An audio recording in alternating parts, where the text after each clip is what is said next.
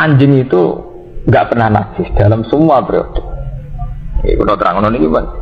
Dari kiai sing entek terus dari ilmu kelas tinggi. Anjing itu tidak pernah najis. Sehingga dulu itu tidak asing orang uji anjingnya Ashabul Kahfi ya tidak asing. Memang nggak pernah ada masalah dengan anjing. Nggak pernah ada masalah dengan anjing. Sampai periode sahabat tabi'in, rata-rata sahabat dia punya anjing. Itu jelas membuktikan ilmiahnya Quran. Karena Quran sendiri ngakui hewan terpelajar contohnya apa? Wa ma alamtu minal jawarihi apa? Bukan gigi.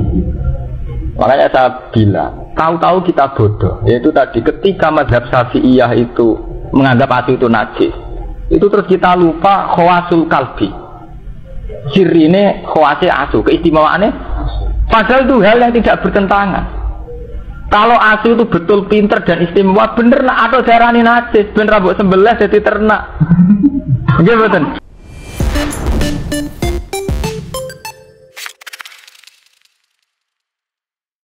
Assalamualaikum warahmatullahi wabarakatuh. Berjumpa kembali di program Ngaji Pinggir Jurang bersama saya Ahmad Firdaus El-Mainuri dan saya Kajito El-Kayani.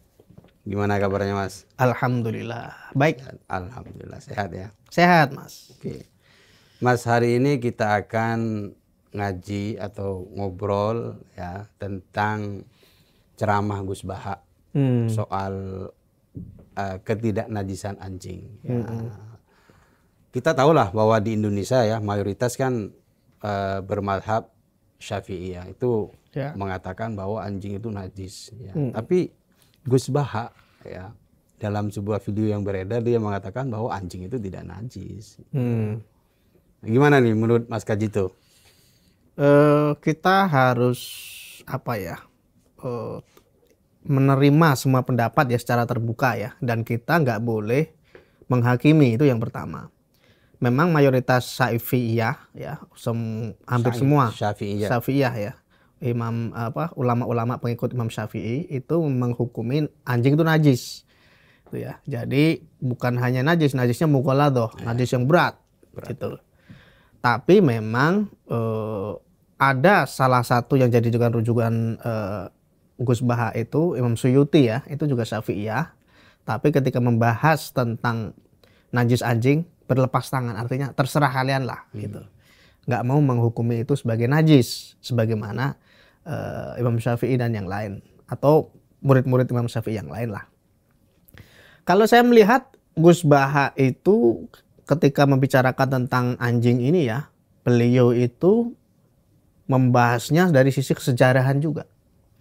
Bukan hanya baca kitab terus, oh kitab ini disebutkan najis, haram. Nggak hanya gitu. Tapi juga menelaah hadis-hadis. Rujukannya kan sampai zaman dulu. Ya. Zaman dulu Nabi, zaman sahabat, mereka tuh biasa hidup dengan anjing. Cucu Nabi tuh mainannya dengan anjing. Hasan dan Husain itu. Kata Gus Baha ya. Iya, kata Gus Baha ya. Jadi nggak masuk akal kalau di zaman Nabi anjing dibiarkan bebas. Sementara ada ulama yang sekian ratus tahun kemudian baru lahir ngomong bahwa anjing itu najis berdasarkan ucapan Nabi zaman dulu. Itu kan kontradiktif antara perbuatan Nabi dengan ucapan Nabi. Gitu. Makanya ketika Gus Baha menekankan pendapat Imam Malik, itu sebenarnya kita harus kembali ke Imam Maliknya dulu. Imam Malik itu metode fikihnya itu metode sosiologis sebenarnya. Menurut Imam Malik, syariat Nabi yang diturunkan sejak dulu itu diamalkan sehari-hari oleh orang Madinah. Maka jadi apapun, patokannya yang di Madinah itu ya? Iya.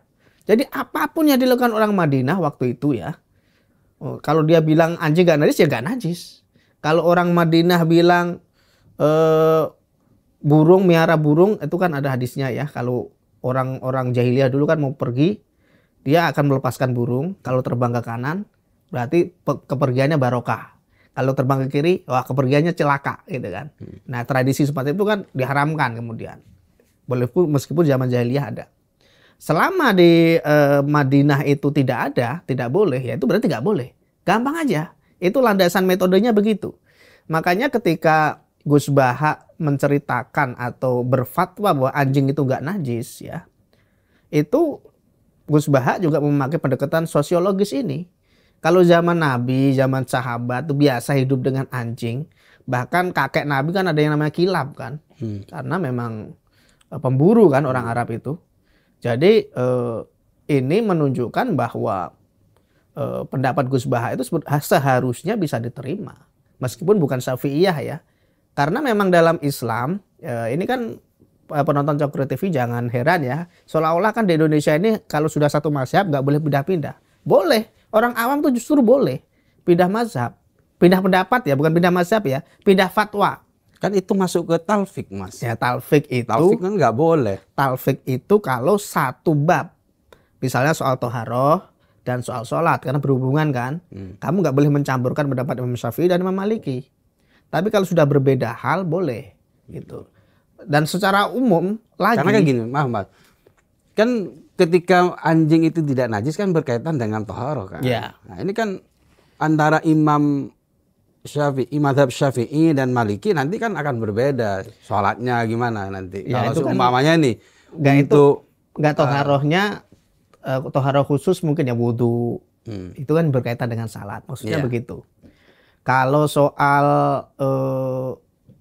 najisnya anjing, ya karena mayoritas Syafi'i juga sudah menajiskan, ya. Bahkan mughaladah. Kalaupun dia berpegang pada Imam Maliki, liurnya kan tetap dianggap sesuatu yang harus dibersihkan meskipun nggak najis ya, karena itu dianggap kotor, harus tetap dicuci kalau terkena liurnya, gitu ya. Jadi saya rasa ini nggak ada bedanya. Bedanya cuma yang satu menganggap itu najis. Yang satu hanya menganggap liur itu kotor, tapi anjingnya suci. Itu pendapat Imam Syafi'i. Dan ini yang harus dipahami oleh masyarakat kita gitu loh. Meskipun memang orang-orang yang menajiskan anjing itu landasannya hadis. Ya, ini Mas, saya bacakan hadisnya nih Mas. Jadi ini hadis ini dipakai sebagai landasan yang mengatakan bahwa anjing itu najis ya. Hadis Nabi ya, bismillahirrahmanirrahim. Idza syaribal kalbu fi ina'i ahadikum falyasilhu sab'a marrat. Ya, jadi ketika bejana kalian dijilat anjing ya maka harus dibersihkan yang kena itu harus dibersihkan 7 kali gitu. Nah, ini kan yang dijadikan dasar bahwa anjing itu najis, Mas. Betul. Hadis ini memang masyhur ya dan dianggap sebagai sebuah hadis yang harus diikuti. Termasuk Imam Maliki sendiri.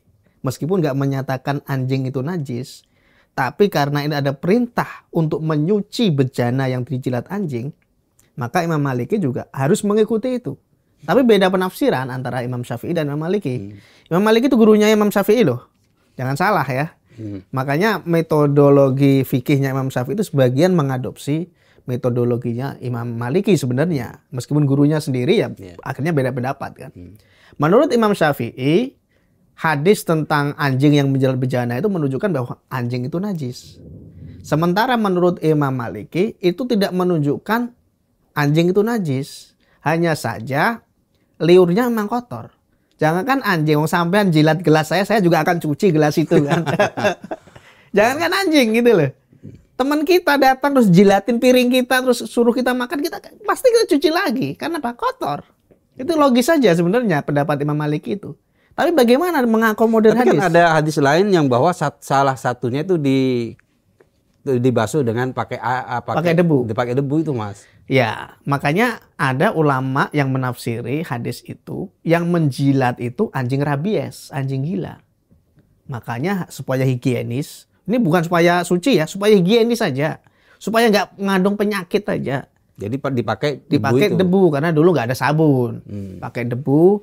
Kalau sekarang berarti bisa pakai sabun, karena sebagian orang itu bilang ya nggak bisa, tetap harus pakai debu dong. Ya itu yang saklek itu akan ikut apa adanya gitu ya. Cuman ulama modern sudah, itu kan zaman dulu nggak ada sabun, sudah ada sabun ya ngapain kamu 7 kali pakai sabun selesai kok, siram selesai. Ada yang berpendapat begitu, terserah ya. Tapi pemaknaan 7 kali, membasuh 7 kali itu tetap dilakukan oleh Imam Maliki. Meskipun nggak najis ya. Kenapa begitu? Kata Imam Maliki itu ta'abudi katanya. Itu ibadah kan, perintah disuruh Nabi kamu nggak taat. Balelo sama Nabi kan dosa. Tapi alasannya berbeda ya. Tapi alasannya bukan najis, cuman kotor aja. Namanya dijilat, Mas. Kalau yang jilat kebo misalnya dijilatin piringmu, bejana airmu, ya pasti dibuang lah. Masa habis dijilat kamu minum? Nggak mungkin dong. Jadi logika aja yang dipakai oleh Imam Maliki. Makanya ketika Imam Maliki mengatakan anjing itu nggak najis, gitu, suci bahkan. Nah ini tuh kan ada ceritanya Ashabul Kahfi itu kan ada anjingnya yang masuk surga, anjing loh Mas. Sampai saya belum tentu loh langsung surga. Tapi banyak juga ya kisah-kisah kayak wali itu ya, ada seorang wali itu dia tuh tersadar gara-gara apa istilahnya setelah menghina karena takut jubahnya kena anjing kotor, kemudian anjing itu ya kamu kok wali takut kena tubuh yang kotor gitu. Kamu kalau dijilat, kalau kamu kena tubuh yang kotor cukup dibasuh 7 kali udah bersih. Tapi kalau hatimu yang kotor, ya gimana kamu akan membersihkan? Setelah itu ya, wali itu sadar dan ini. Nah, ini kan sebenarnya anjing sendiri kan apa istilahnya Mas? Ada banyak kisah ya di baik seperti Ashabul Kahfi itu. Bahkan Nabi Nuh itu juga itu kalau tidak keliru ya dia juga pernah pernah disindir juga oleh anjing ya kalau nggak keliru ya. Ya ada itu ada mufassir yang namanya Abidi kalau nggak salah. Itu mengatakan bahwa Nabi Nuh sebelum jadi nabi ya pernah ketemu anjing yang jelek sekali. Nabi Nuh komentar, ini anjing jelek sekali. Anjingnya ngomong, saya jelek-jelek gini ciptaan Tuhan. Kalau kamu mengkritik saya, komentarin saya, kamu mengkritik pencipta saya. Nabi Nuh sadar, nangis. Makanya karena banyak nangis, dia disebut Nuh. Jadi nangis, sering ingat peristiwa itu nangis. Kemudian pada umur 480 diangkat jadi nabi. Setelah 400 tahun. 480 tahun umurnya. Kan Nabi Nuh panjang banget itu umurnya, hampir 1000 kalau nggak salah ya. Hampir lah. Itu salah satu hikmah anjing gitu ya. Ada yang pelacur ngasih minum anjing masuk surga. Gitu loh. Bukan karena anjingnya sakti ya. Itu menunjukkan bahwa kita itu selalu berprasangka buruk dengan anjing. Di kampung-kampung tuh banyak ustadz-ustadz goblok loh Mas. Katanya bunuh anjing masuk surga. Itu fatwa dari mana itu? Ya, itu masalahnya kan ada gara-gara karena adanya istilahnya hukum bahwa anjing itu najis, bahkan najis mughalladzah. Bahkan banyak masyarakat ya khususnya umat Islam itu yang fobia anjing Mas. Iya. Jadi kalau melihat anjing itu takut. Saya ingat betul ya waktu kecil di rumah di kampung itu ketika ngeliat anjing itu sama. Kita lemparin. Iya. Kita lemparin bahkan sering anjingnya kita racun gini. Iya. Nah, ini jadi ada mungkin ya karena doktrin saat itu ustadz ya sebagian bilang wah itu membunuh anjing ini kok dianggap pahala gitu. Makanya kan dulu itu sempat ada video ya salah seorang ustadz ya sekarang udah meninggal ya. Dia tuh dengan bangga cerita kalau dia tuh nabrak anjing sampai mati dan dia tuh bangga seolah-olah dia dapat pahala dan masuk surga gitu. Ustadz ini kan mualaf lucu Mas. Iya. Gimana nih menurut Mas gitu ini seperti ini? Itu namanya penyalahgunaan doktrin ya. Jadi karena orang saking takutnya terutama pengikut mazhab Syafi'i ya ketika kena liur anjing harus dicuci 7 kali ya, dengan debu ya. Akhirnya orang memahami bahwa anjing itu musuh. Ya. Apalagi ada hadisnya juga itu, malaikat gak mau masuk rumah. Ya ini ada hadisnya ini saya baca ya. Bismillahirrahmanirrahim. An Abi Thalhah radhiyallahu anhu qala Rasulullah sallallahu alaihi wasallam la tadkhulul malaikatu baitan fihi kalbun aw suratun. Jadi malaikat itu tidak akan masuk ke sebuah rumah apabila di dalamnya itu ada anjing atau gambar. Nah, ini masih sering dipakai juga sebagai landasan bahwa anjing itu ya najis atau di mana. Ya itu kan memang ada banyak penafsiran. Makanya Gus Baha itu waktu kalau Anda lihat videonya kan itu tertawa ketika memahami penafsiran hadis ini. Kenapa? Kalau malaikat gak masuk rumah, orang gak bisa mati dong. Masalahnya Israel gak mau masuk. Gimana menyambut nyawa? Gak bisa masuk rumah itu gak mustahil akhirnya kan. Makanya memahami hadis semacam ini harus pakai logika juga, penalaran juga. Ada yang memaknai, oh malaikat rahmah, pembawa rahmat, nggak bisa masuk. Tapi itu kontradiktif juga. Orang yang punya anjing tuh makannya enak, tidurnya nyenyak, itu rahmat juga. Beriman juga, sholat juga, baca Quran lah. Itu kan kontradiktif akhirnya, gitu loh. Makanya kemudian ada ahli tasawuf yang memahami ini kiasan sebenarnya hadis ini. Jangan dimaknai kalau rumahmu ada anjing, malaikat nggak mau masuk. Bukan begitu maknanya. Rumah di sana itu hati menurut ahli tasawuf ya. Kemudian anjing di sana itu ketamakan, tomak. Jadi kalau hatimu tomak, ya malaikat nggak mau masuk, gitu loh. Bukan anjingnya. Makanya kan ada tuh ayat Quran yang sebagai rujukan ya dari pendapat ahli tasawuf tadi. Itu adalah surat Al-A'raf ayat 176. Bismillahirrahmanirrahim. Walau syi'na la rafa'nahu biha walakinnahu akhlada ilal ardi wattaba'a hawa. Famathaluhu kamathalil kalb ang tahmil yalhas in tahmil yalhas au tatrukhu yalhas. Ini penggambaran pada orang yang ingkar kepada Islam ya, ajakan Islam lah gampangnya begitu. Itu dimisalkan diseumpamakan dengan anjing. Gitu. Jadi kalau hatinya ketutup, itu semisal anjing, kamu dekati atau tidak, dia akan menjulurkan lidahnya. Kira-kira gitu ya. Jadi permisalan inilah yang dijadikan rujukan oleh ahli sufi tadi, oleh ahli tasawuf tadi, bahwa yang dimaksud Nabi, hadis Nabi itu bukan anjing secara fisik. Itu contoh aja, itu seperti ayat ini. Bahwa orang yang tertutup hatinya itu seperti anjing. Kamu hadapi atau kamu tinggal, dia menjulurkan lidahnya juga, melet-melet juga. Gitu. Itu ya, anjing namanya anjing gimana sih gitu. Dan ini yang ditafsiri tadi bahwa ketika sebuah rumah ada anjingnya, maka malaikat gak mau masuk. Meskipun ada riwayat yang menyebutkan ketika Jibril mau ketemu Nabi, cucunya lagi main dengan anjing, Jibrilnya juga gak masuk. Gitu. Kira-kira begitu ya ininya yang disebut oleh Gus Baha itu. Meskipun itu juga banyak sisinya, bukan berarti gak bisa masuk. Mungkin gak mau atau belum waktunya karena ada anak-anak dan anjing di dalam. Banyak kan ininya, celahnya.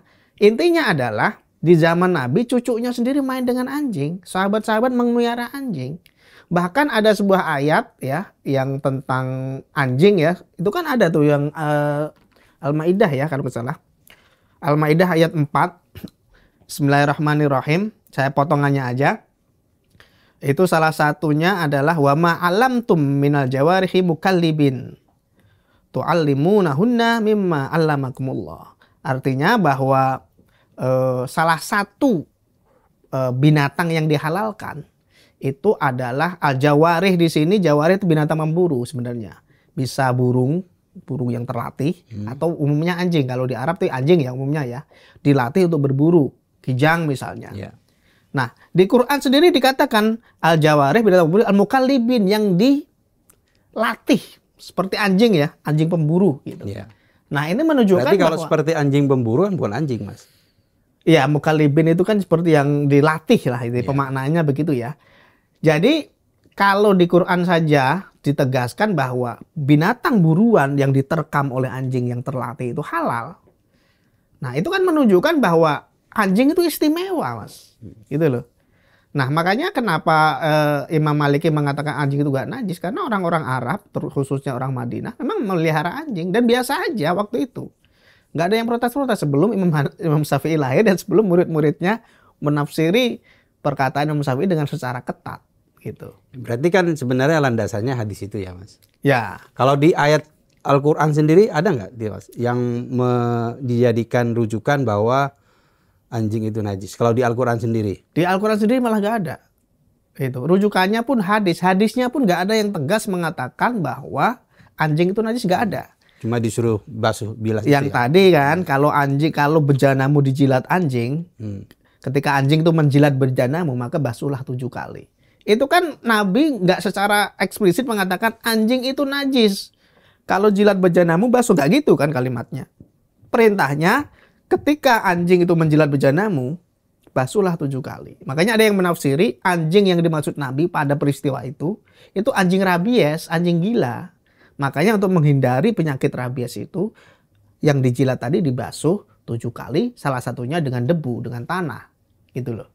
Jadi saya kira orang-orang ini Indonesia ini ya kebanyakan memang kena doktrin, termasuk saya waktu kecil ya, menganggap waktu main di rumah teman saya ya di kabupaten, kan saya di kampung jauh ya, kan non muslim Kristen teman saya itu, dia punya anjing, kaget saya, takut dijilat, takut digigit, bahkan nggak hanya ini, nyentuh bulunya aja takut najis gitu ya. Wah, karena namanya orang mau sholat kan, nyuci udah ribet gitu kan mikirnya.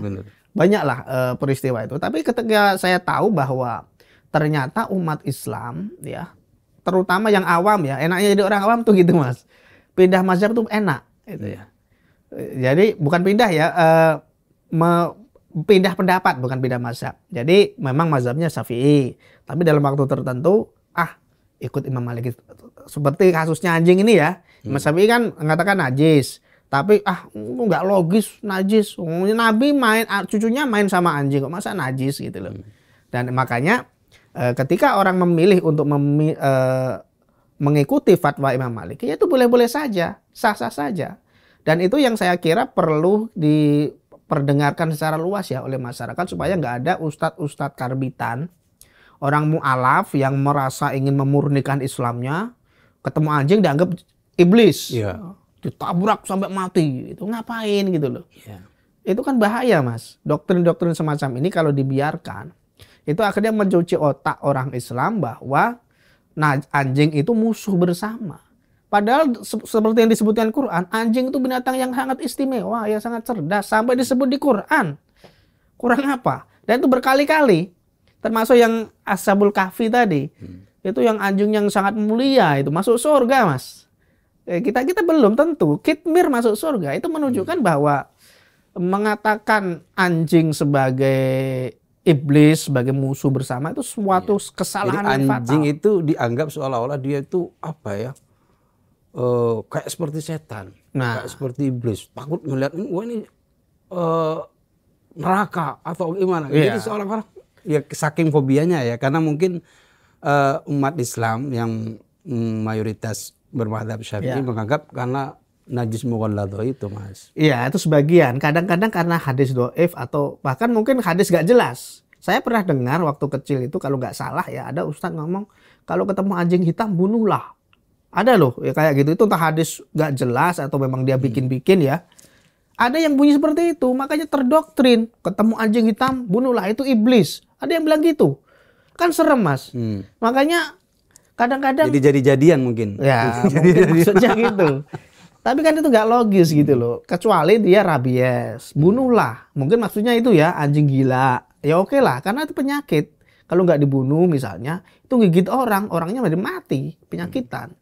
Dan itu masuk akal menurut saya. Makanya ketika Gus Baha mengatakan bahwa anjing itu gak najis dengan berpegang pada mazhab Maliki, itu sebenarnya logis. Dan itu bisa diterapkan, bisa diambil oleh masyarakat. Silahkan kalau Anda ingin ikut Imam Maliki, mengatakan anjing itu gak najis, ya gak najis. Wong sudah ada yang tanggung jawab kok, dunia akhirat kok. Saya sudah lama tahu sih kalau Imam Maliki itu mengatakan gak najis ya. Tapi ulama NU belum banyak lah ya yang mengatakan anjing itu gak najis mengikuti fatwa ini. Baru Gus Baha ini berani banget itu. Itu video lama padahal 3 tahun 2 tahun yang lalu. Video lama ini sebenarnya. Makanya. Jadi dia tuh seolah-olah menantang arus. Jadi kan mayoritas mazhab Syafi'i, kiai-kiai NU kan mengatakan wah najis. Padahal siapa yang bisa mempertanyakan keilmuannya Gus Baha? Gus Baha itu salah satu ulama yang sangat mendalam ilmunya. Banyak ustadz, apalagi ustadz televisi itu ya, ustadz nggak jelas itu yang baca ayat salah-salah, banyak tafsir meletot-meletot. Gus Baha itu ingatannya luar dalam. Bukan hanya Quran, hadis, kitab-kitab itu, makalah itu bisa hafal segila. Ini saya heran orang ini. Gila. Saking luar kepalanya, makanya kalau ada orang mempertanyakan keilmuannya Gus Baha itu gila. Kalau nggak setuju boleh. Tapi kalau mempertanyakan kealimannya itu, semua orang mengatakan dia alim kok. Itu loh. Gusmus siapa aja lah. Termasuk gurunya sendiri ya. Mbah Mun itu menganggap Gus Baha itu alim. Gurunya sendiri mengakui, ini muridku alim ini. Gitu. Karena luar biasa. Dan beliau mengatakan bahwa rujukannya Imam Syafi'i tadi, termasuk Imam Suyuti yang melepaskan diri tadi, memerdekakan, membebaskan tadi, bahwa anjing itu nggak najis. Karena secara sosiologis, kan Imam Maliki tadi sosiologis ya, orang-orang Madinah itu biasa hidup dengan anjing. Makanya ketika Imam Syafi'i, yang meskipun Imam Syafi'i pernah berguru kepada Imam Maliki dan pernah hidup ya, pernah berinteraksi lah, Imam Syafi'i memang punya pendapat berbeda. Tapi kalau kita harus jujur, kalau alasannya cuma hadis tadi, yang anjing menjilat bejana, itu kayaknya nggak adil, Mas. Karena nggak ada spesifik gitu loh. Binatang yang sangat istimewa itu, yang luar biasa pinter, yang sangat setia, karena kita terdoktrin bahwa anjing itu najis, ya. Terus apalagi tadi banyak tuh yang kalau ketemu anjing hitam bunuhlah, doktrin-doktrin nggak jelas itu. Akhirnya jadi kadang dengar suaranya takut, Mas. Jangan kan ngelihat, mendengar suaranya aja itu takut orang. Dulu saya begitu. Makanya doktrin mana nih gitu kan. Doktrin itu berbahaya, Mas. Dulu saya sangat takut anjing. Tapi ketika saya paham bahwa ternyata Imam Maliki itu nggak menajiskan anjing, saya ketemu anjing saya lulus. Sekarang saya bersahabat dengan anjing. Berarti Mas Kajito ini, pertanyaan terakhir ya. Mas Kajito ini sepakat dengan pendapatnya saya sepakat sekali. Gus Baha ini. Saya sepakat sekali dengan Gus Baha, dengan Imam Malik, bahwa anjing itu nggak najis. Kalaupun ada pernyataan Nabi yang mengatakan untuk membasuh bejana yang dijilat anjing, oke, kita ta'abudi aja, kan gitu Imam Malik, ta'abudi. Itu untuk ibadah aja, perintah Nabi kok, ya udah kalau dijilat cuci, selesai kan. Tapi secara personal saya menganggap ribet sekali, dan gara-gara doktrin semacam ini kita jadi membenci anjing gitu loh. Saya punya banyak kucing. Istri saya pengen minta, kan dong beli anjing, saya pengen miara anjing katanya. Tetangga saya ada sih anjing lucu-lucu gitu. Kemarin juga ada yang saya selamatin ya. Ada yang anjing tetangga saya kabur ditemu orang, balik lagi ke rumah, saya tangkap, saya balikin ke yang punya. Nah itu, minta anjing. Saya masih mikir, wah kalau saya sih gak najis ya. Tapi kan keluarga saya, Syafi'iyah semua, pesantren semua. Wah, ibu saya pernah ke rumah, kan saya tetangga, kan saya elus-elus kepalanya. Loh, bukannya anjing itu najis? Saya jawab ini kan diplomatis. Yang anjing, yang najis liurnya. Kan bener kan, Syafi'iyah mengatakan yang najis liurnya. Saya gak berani ngomong bahwa Imam Maliki nggak najis, itu nggak enak kan, namanya orang tua. Masa kita berdebat, ya udahlah. Karena mayoritas tidak hanya liurnya, Mas, nyentuh bulunya aja itu ada yang anggap itu najis. Kalau gitu basah. Saking takutnya itu, Mas, mau basah, mau enggak, tetap nggak mau ini. Umumnya Syafi'iyah liurnya, dan kalau basah itu akan najis gitu ya. Makanya saya nggak menyalahkan keluarga saya, teman-teman saya yang masih percaya doktrin bahwa anjing itu najis. Tapi kalau pemirsa, penonton Cokro TV ingin kejelasan fatwa, ya ikut Gus Baha aja, selesai kok. Ada yang tanggung jawab kok, kan enak. Kalau Gus Baha masih terlalu berat, ikut Imam Maliki, itu imam mazhab besar, gurunya Imam Syafi'i itu. Bukan kaleng-kaleng itu. Gitu loh. Ini kayak semacam kampanye ini. Jadi kan ada orang yang merasa nih, nanti saya masuk neraka gara-gara ikut fatwanya Gus Baha misalnya. Kan takut. Kan ada Imam Maliki, dan berpindah fatwa boleh. Fatwa itu kan opini, boleh, sah, dan silahkan saja. Jadi kalau orang sudah nggak beranggapan anjing itu najis, kayak saya, Mas, netral aja. Ketemu anjing ya malah sayang, gitu loh. Sudah nggak ada iblis di hati, sudah nggak ada, nggak menganggap itu musuh, nggak menganggap itu setan. Kita sudah bersahabat aja. Nah, cuman memang masalahnya kan ada yang kalau anjing itu suci, daging anjing gimana hukumnya? Nah, itu ribet itu. Kita akan bahas di episode berikutnya. Kalau anjing itu tidak najis, bagaimana dengan dagingnya? Kita akan bahas di episode berikutnya. Siap. Penonton Cokro TV, demikian ngaji pinggir jarang kali ini. Kami hanya ingin mengajak Anda melihat isu atau persoalan keislaman dari berbagai sudut pandang, dari beragam penafsiran, supaya kita tidak terjebak pada pemikiran yang kaku dan sempit, yang mudah menyalahkan dan mengkafirkan orang lain. Mari kita hargai perbedaan, jaga kerukunan. Wassalamualaikum warahmatullahi wabarakatuh.